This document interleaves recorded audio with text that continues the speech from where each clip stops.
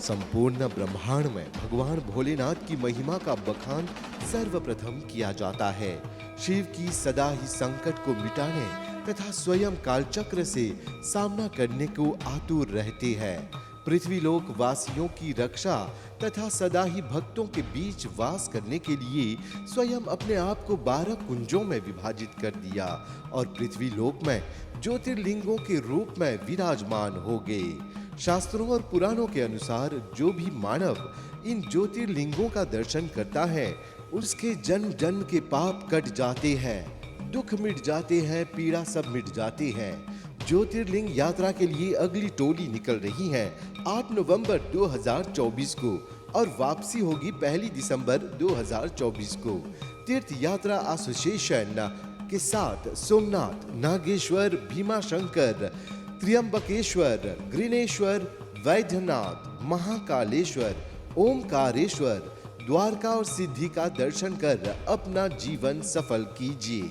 ज्यादा जानकारी और रिजर्वेशन के लिए कॉल कीजिए 57019809, 57019809 या तो 59498703।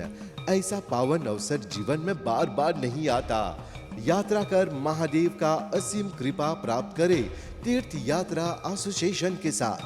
ज्योतिर्लिंगों की यात्रा कर महादेव की असीम कृपा प्राप्त करें।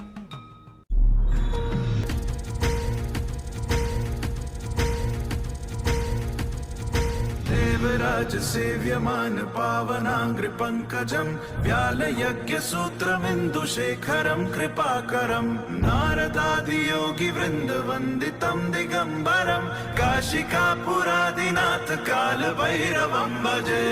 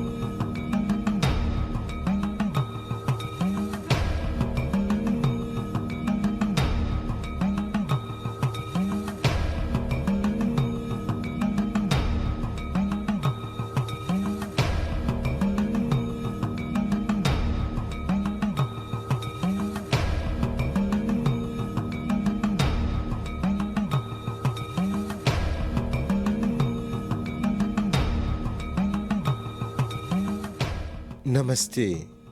यात्रा प्रोग्राम में आप सब लोग के शानदार अभिवादन करत है जा। परम पिता परमेश्वर से प्रार्थना है कि आप जहां भी होइबा, जैसे भी होइबा, स्वस्थ होइबा, तंदुरुस्त होइबा।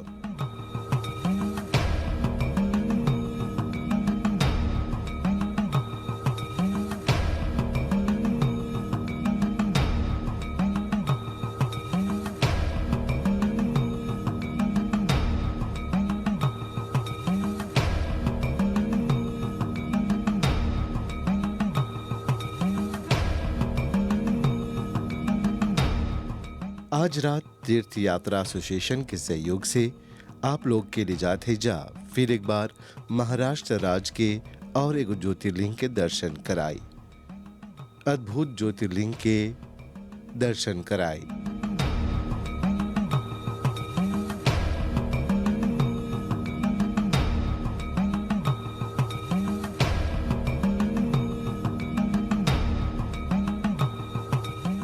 सफर में कितने मना धक्का धुक्की के दर्शन के बाद हमने अनेक देवी देवता के दर्शन कर लीजा। उनकर संगे संगे बजरंगबली बाबा के भी दर्शन करे के मिलल, जोन प्राणी के हर कठिन पल से निकालेला। संकट मोचन ओकर नाम है, उ संकट दूर करे होला है।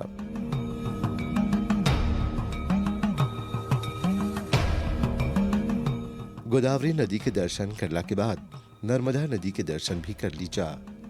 फिर ओमकारेश्वर के भी दर्शन प्राप्त कर लीजा।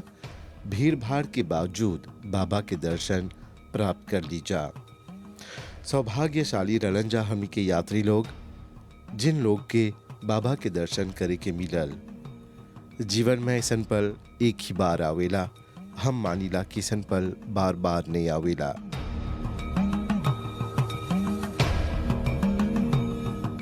हर हर महादेव, हर हर महादेव, हर हर महादेव।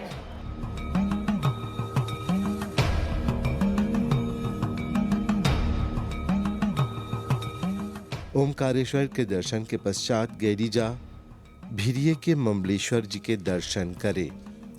ऐसन मानल जाला कि ओकर आमने सामने वाला मंदिर के दर्शन जब तक नहीं करब तब पूरा ज्योतिर्लिंग के दर्शन नहीं मानल जाला।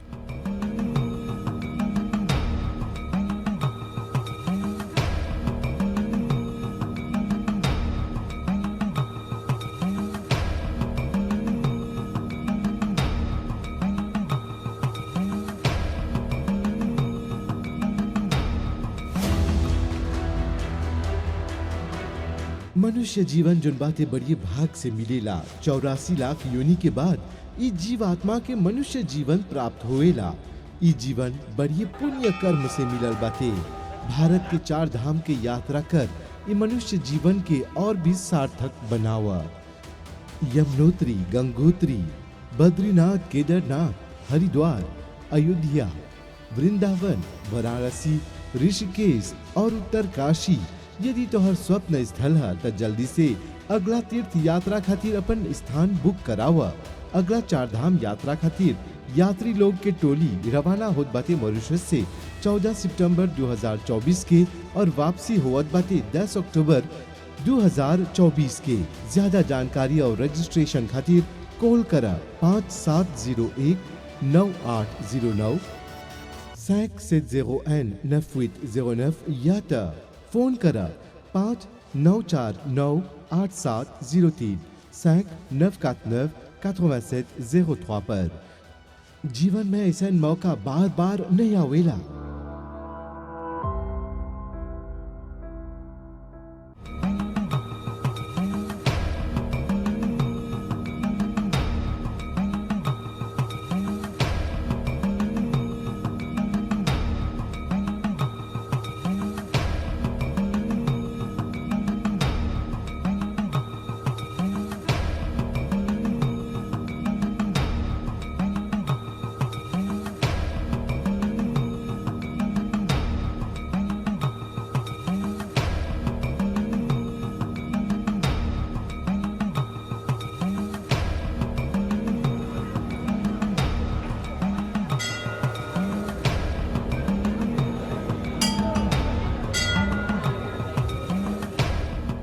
ममलेश्वर 12 गो ज्योतिर्लिंग में से चौथा ज्योतिर्लिंग मानल जाला।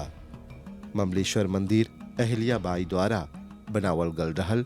ई राज्य में गायकवाड़ राज के ओर से नियत करल गल ढेर मना ब्राह्मण लोग हैजे परिपार्थिव पूजन करत रहलन जा।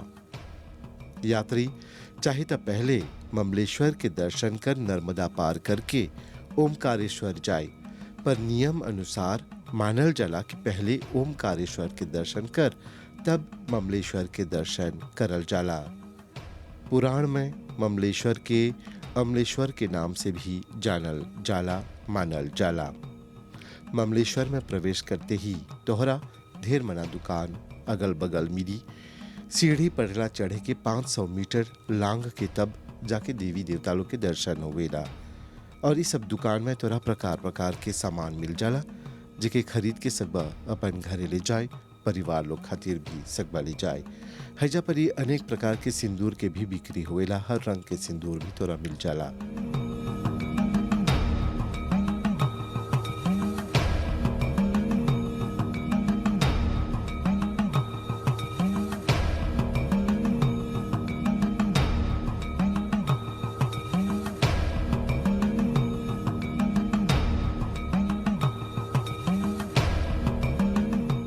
इस ज्योतिर्लिंग के लेके ढेर मना कथा और मिथ्या भी बातें। पुराण के अनुसार मानल जाला कि भगवान के महान भक्त जोन बातें अम्बरीश और मुचुकुंड के पिता सूर्यवंश राजा मानधाता इस स्थान पर कठोर तपस्या कर ले रहलन और उनकरे तपस्या से प्रसन्न होकर भगवान शिव हैजा परी प्रकट भैलन। तबे उ वर मांगे के बोलक। तब मन्यदाता उनकर से हैजे परी विराजमान होई के अनुमति प्राप्त करलन। तब से शिव जी हैजे परी बस गैलन और अपन भक्त के दियल गल वरदान के पालन करलन।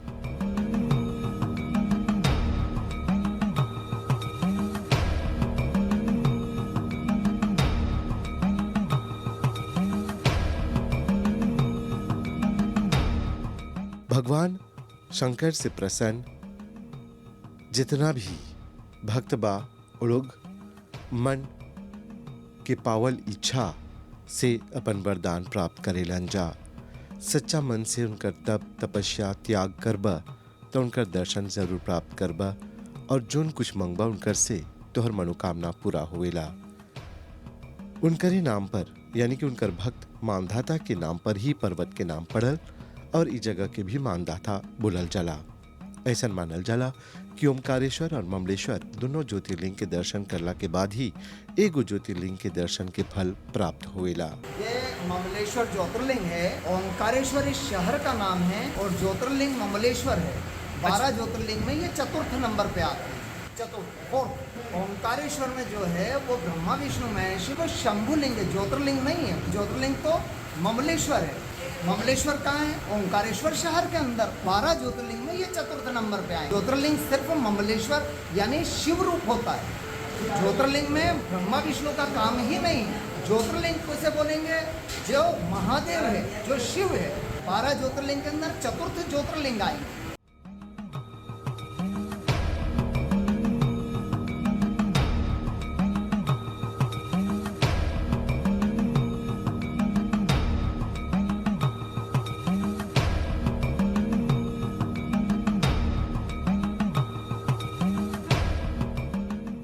चचा यात्रा कैसे बुझाता? कौन तोहर प्रतिक्रिया है? भगवान के पूजा करने से यथाशक्ति यथा भक्ति सब कोई मिल करके एक परिवार की तरह। जब पहला हम और हमार पत्नी यहाँ एपो में जब अली सा तो मॉरिशस के वहाँ के एपो में जब अली सा तो वहाँ पर तो बुझाए हम कोई के नहीं जानी ला, लेकिन जब अली सा साथ में मिलली सा सब कोई साथ में गईली सा पूजा पाठ कर ली सा बुझाए एगो एक परिवार की तरह सब कोई।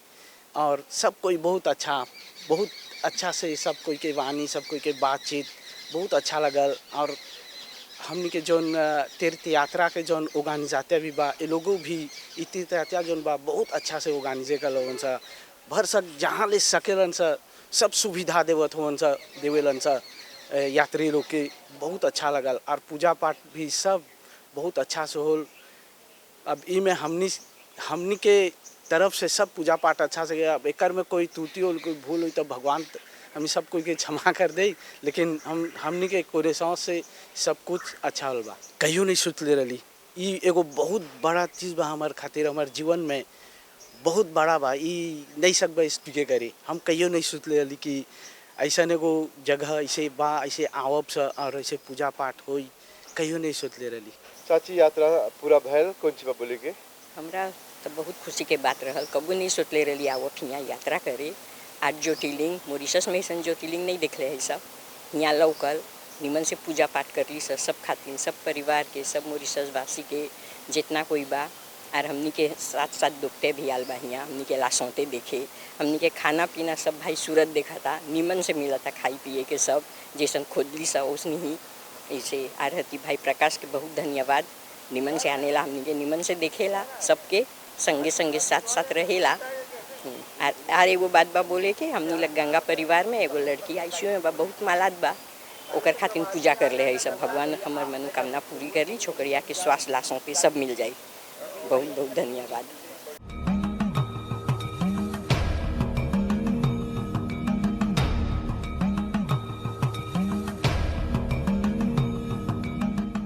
ममलेश्वर ओमकारेश्वर के अपोजिट साइड में पावल जाला और ई दोनों ही नर्मदा नदी के तट पर ही पावल जाला। हैजा गर्मी के दिन फर्श बहुत ही गर्म रहेला और हैजा पर ही भक्तों के काफी दुविधा होवेला। त मंदिर के द्वार पर हमेशा एगो लाल तापी बिछावल जाला और इनकरा भिगो के रखल जाला ताकि लोग के पाँव नहीं जली। हैजा पर ही काड़ा धूप के कारण लातौन भी बनावल जाला जमे से भक्त लोग छांव पर रही।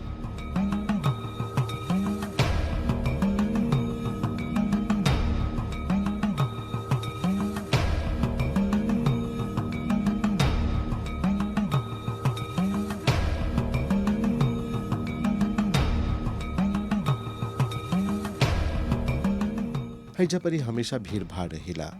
ये वो काफी बड़ा मंदिर है। इनकर दर्शन मात्र से जन्म जन्म के पाप कट जाला। इनकरा चौथा ज्योतिर्लिंग मानल जाला।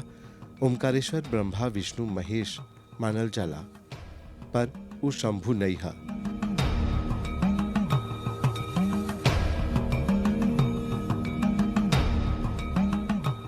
ममलेश्वर ज्योतिर्लिंग मानल जाला। ये शिव रूप मानल जाला।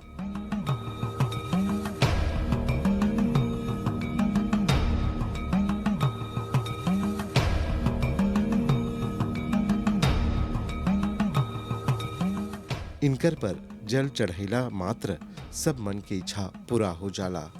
जितना भी तोहर मन में इच्छा रहेला प्रकट करबा तो उ एक लोटा जल से ही पूरा हो जाला। ई मंदिर बड़ा बड़ा कारीगर लोग द्वारा निर्मित करल गल बाटे। ई डिजाइन सब मंदिर से अलग बाटे। नर्मदा के कण कण करे होला पानी के बीच, एक तरफ ओमकारेश्वर तो दूसर तरफ ममलेश्वर।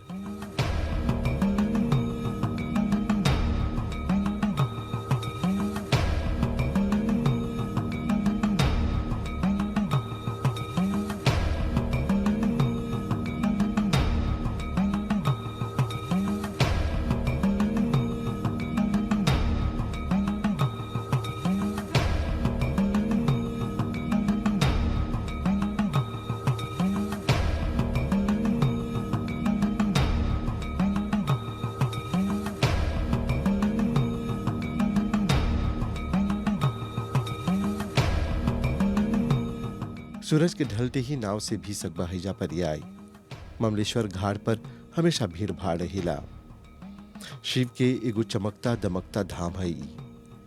मंदिर काफी ऊंचा बा और ओकर शिखर पर हमेशा एगो सफेद ध्वजा लहरावेला।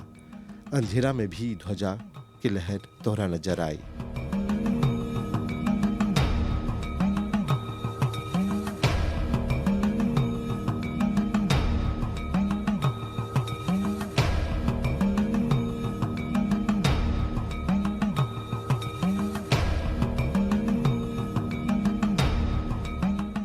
मंदिर बड़ा बड़ा पत्थर से बनावल गल बाटे। ऐसन मानल जाला कि ई नदी में के निकालल पत्थर से जोड़ जोड़ के मंदिर के बनावल गल बाटे। मंदिर के हर दीवार पर नक्शादार मूर्ति नजर आवेला। हर एगो देवी देवता के स्वरूप के बनावल आकार के मूर्ति पाई बा हैजा परी।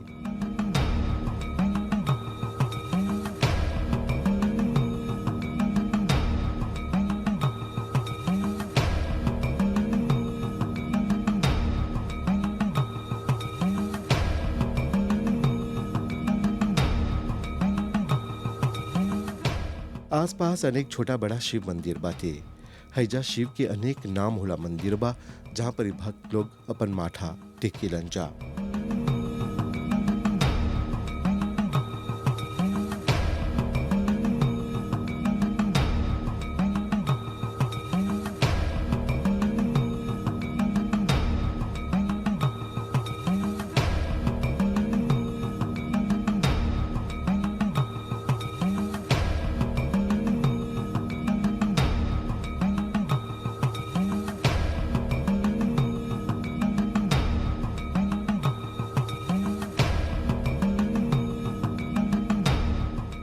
ममलेश्वर नर्मदा नदी के दक्षिण तट पर पावल जाला।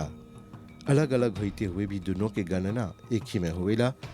मानधाता के मंगल वरदान पर शिव जी के हैजा विराजमान करल गल हते और भक्ति से मानल जाला कि यदि शिव के आराधना करबा, पूजा पाठ करबा तो तोहर सज्जे मनोकामना संपूर्ण होवेला।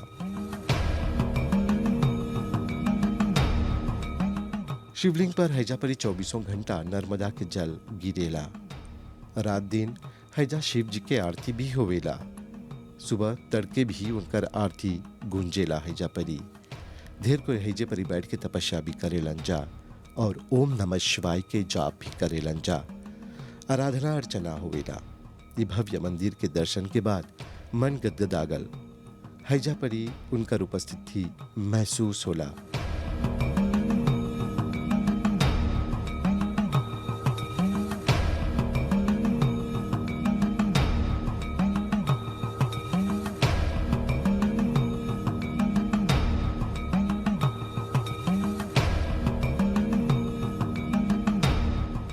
ऐसन बोला जे भी हैजा एगो दीप जला के जाला ओकर जीवन में कबो भी अंधकार नहीं आवेला और जीवन स्वरूपी जो अंधकार बा वो हमेशा खातिर मिट जाला।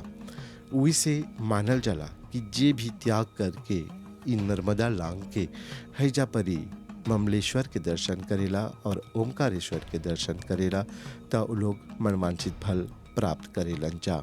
हमने बहुत तीर्थ यात्रा कर ली लाइन में डिफरेंट प्लास जैसे 4 धाम बा, लेशुद बा, तमिलनाडु और अभी ज्योतिर्लिंगम कर ली तो जैसे देखबा ज्योतिर्लिंगम वो डिफिसिल नहीं है, सब कोई सकी आए दर्शन करे बस कि मोताई में नहीं बा।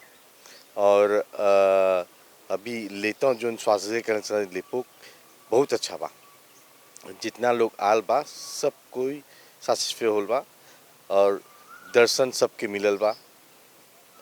और कैसे तो आप बोला हम सोच में जो दर्शन हर हला गए ज्योतिर्लिंगम आरती मिलल हमने के तो सब कोई के सोच में जो बा जब गईली सा हुआ नहीं सकबा बोले तो जाना थे जा कि बस में भी आप लोग यात्री के मनोरंजन कर ला जाते हो हर मधुर स्वर से।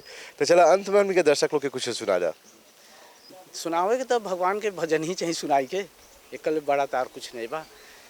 दीजिए दीजिए कृपा का वरदान हमारे प्यारे शंकर प्रभु, दीजिए दीजिए कृपा का वरदान हमारे प्यारे शंकर प्रभु, कीजिए कीजिए जनों पे कल्याण हमारे प्यारे शंकर प्रभु, कीजिए कीजिए जनों का कल्याण हमारे प्यारे शंकर प्रभु, शंकर प्रभु, शंकर प्रभु। बहुत बहुत धन्यवाद।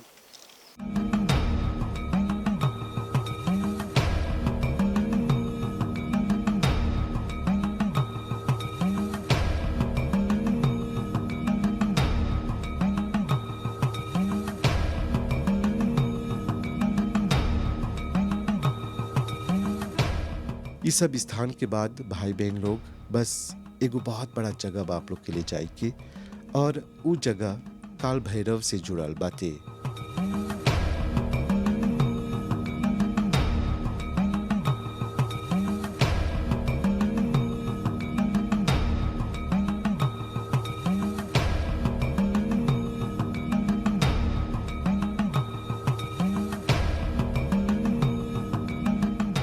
महाकाल के दर्शन करे से पहले पड़ेला काल भैरव के दर्शन करे के।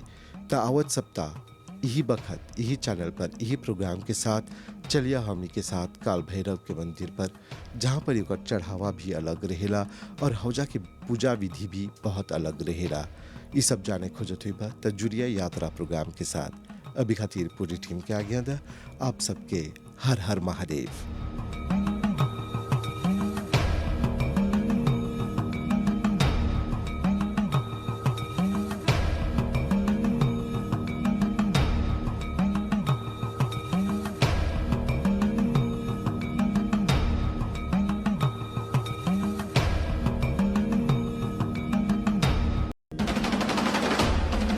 संपूर्ण ब्रह्मांड में भगवान भोलेनाथ की महिमा का बखान सर्वप्रथम किया जाता है। शिव की सदा ही संकट को मिटाने तथा स्वयं कालचक्र से सामना करने को आतुर रहते हैं। पृथ्वीलोक वासियों की रक्षा तथा सदा ही भक्तों के बीच वास करने के लिए स्वयं अपने आप को 12 कुंजों में विभाजित कर दिया और पृथ्वीलोक में ज्योतिर्लिंगों के रूप में विराजमान हो गए। शास्त्रों और पुराणों के अनुसार जो भी मानव इन ज्योतिर्लिंगों का दर्शन करता है उसके जन्म जन्म के पाप कट जाते हैं, दुख मिट जाते हैं, पीड़ा सब मिट जाती है। ज्योतिर्लिंग यात्रा के लिए अगली टोली निकल रही है 8 नवंबर 2024 को और वापसी होगी 1 दिसंबर 2024 को।